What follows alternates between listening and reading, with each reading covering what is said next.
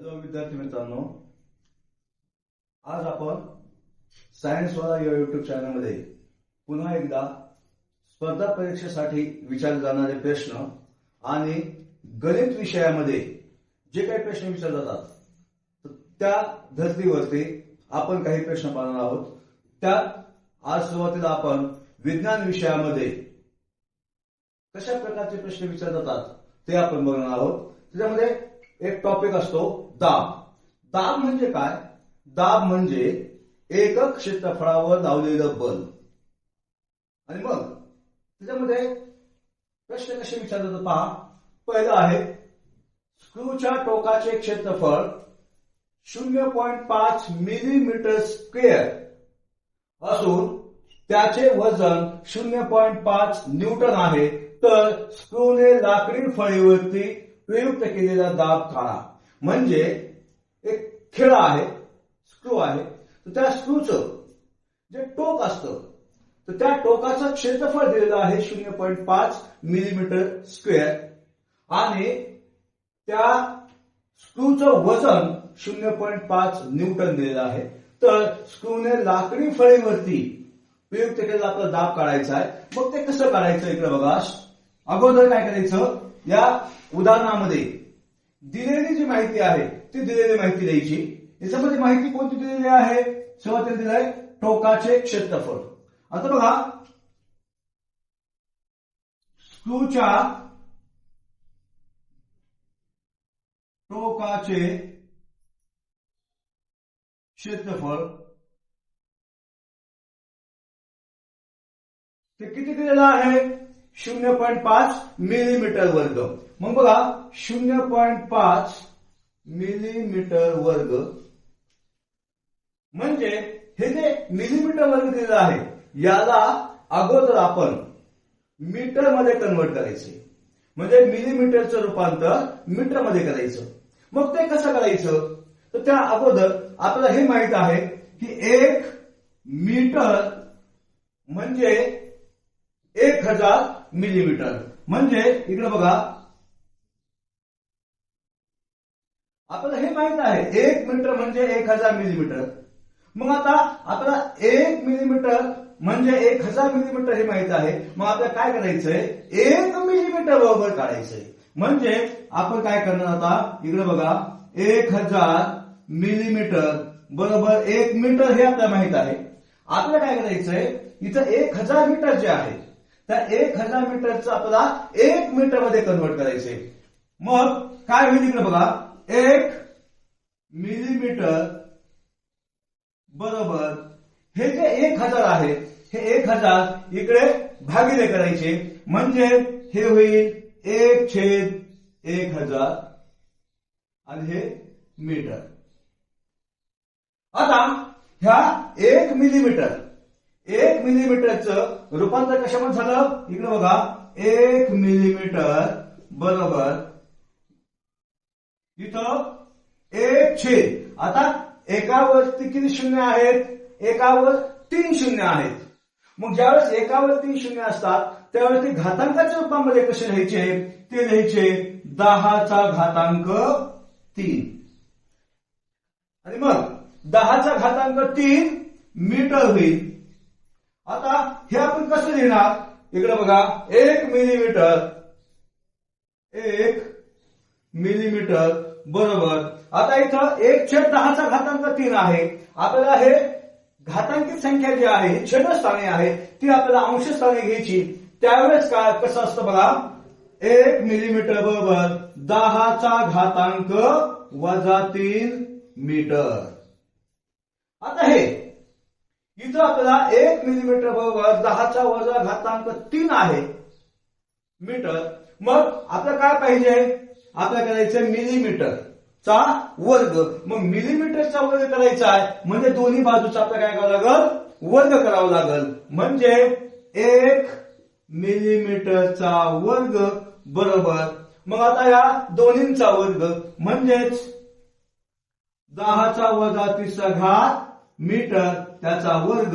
म्हणून 1 मिलीमीटरचा वर्ग बरोबर 10⁻⁶ मीटरचा वर्ग आहे. मग आपल्याला काय करायचंय, इथं 0.5, इथं पण 0.5 येईल, म्हणजे 0.5 मिलीमीटरचा वर्ग बरोबर 0.5 गुणिले 10⁻⁶ मीटरचा वर्ग. हे झालं कन्वर्जन. कशाचं? स्क्रूच्या टोकाचं क्षेत्रफळ. मग स्क्रूच्या टोकाचं क्षेत्रफळ म्हणजे क्षेत्रफळ ए बरोबर काय आलं, 0.5 गुणिले 10⁻⁶ मीटरचा वर्ग. एक पण झालंय, हे दिसतंय सगळ्यांना. मग आता बघा आपल्याला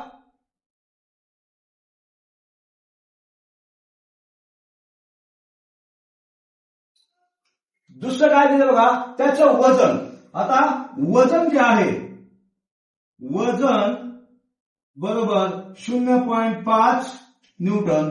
आता हा फरक आपल्या लक्षात आला पाहिजे की वजन आणि वस्तुमान. वजन म्हणजे काय असतं आणि वस्तुमान म्हणजे काय असतं. वस्तुमान म्हणजे कोणत्याही पदार्थामध्ये जे बारीक बारीक कण असतात त्या कणांचं प्रमाण.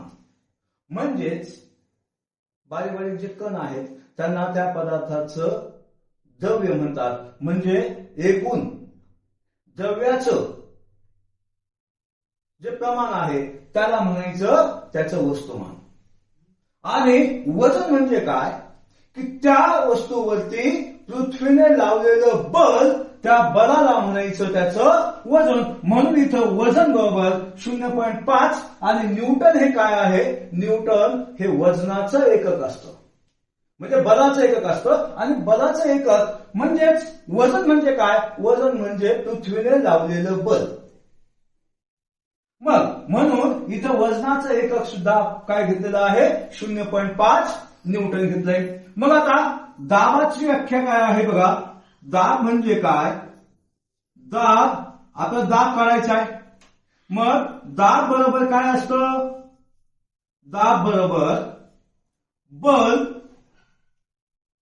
आता इथं बल म्हणजे काय, वजन आहे, म्हणजे इथं कंसात वजन असं लिहू आपण, वजन भागिले क्षेत्रफळ. मग आता बघा दाब बरोबर काय येईल,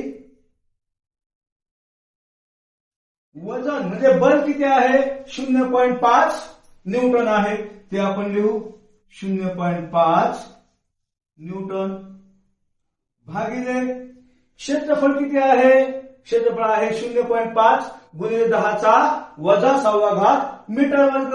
म्हणजे बघा 0.5 गुणिले 10⁻⁶ मीटर वर्ग. आता इथपर्यंत आपण आलो. आता काय करायचं बघा,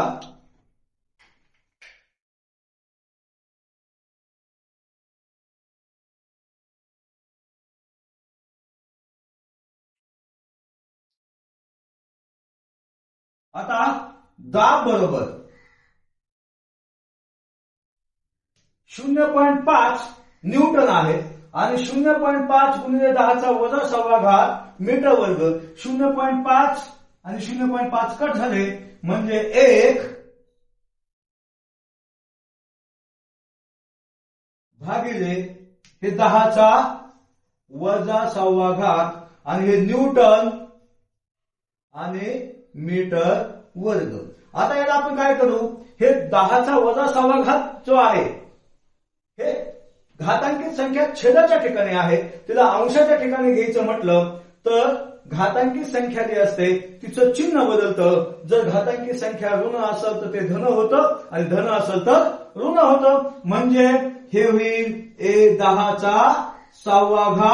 आणि हे न्यूटन पर मीटर स्क्वेअर. म्हणजे इथे बघा न्यूटन भागिले मीटरचा वर्ग आहे, म्हणजेच न्यूटन पर मीटर वर्ग. आणि मग ह्याच न्यूटन पर मीटर वर्ग यालाच पास्कल म्हटलेलं आहे. म्हणजे पास्कल हे शास्त्रज्ञांचं नाव आहे, पण त्या शास्त्रज्ञांचं नाव हे न्यूटन पर मीटर वर्ग या एककाला दिलंय. म्हणून इथं येईल 10⁻⁶ पास्कल. कारण लक्षात ठेवा 1 pascal is equal to newton per metre हे असतं. त्याच्यामुळं इकडे लक्ष द्या, दाब किती आला आता, दाब आला 10⁶ पास्कल. हे अशा पद्धतीने आपल्याला वेगवेगळ्या स्पर्धा परीक्षेमध्ये प्रश्न विचारले जातात. आपल्याला आता हे जे चॅनल आहे, या चॅनलमध्ये इथून पुढे आपण स्पर्धा परीक्षा ज्या आहेत, म्हणजे पोलीस भरती असेल, तलाठी भरती असेल किंवा कोणत्याही स्पर्धा परीक्षा ज्या आहेत, त्या सगळ्या स्पर्धा परीक्षेसाठी जे गणित विचारलं जातं किंवा जे विज्ञानामध्ये अशा प्रकारचे जे प्रश्न विचारले जातात, हे प्रश्न आपण पाहणार आहोत. त्यामुळं जास्तीत जास्त तुम्ही सगळ्यांनी ह्या स्पर्धा परीक्षेसाठी किंवा ह्या पोलीस भरती वगैरे जे प्रश्न परीक्षा आहेत, तर त्या परीक्षेसाठी तुम्ही हा जो चॅनल आहे, हा चॅनल जास्तीत जास्त पाहताल आणि तुम्हाला त्याचा उपयोग होईल अशी मी अपेक्षा व्यक्त करतो आणि इथे थांबतो.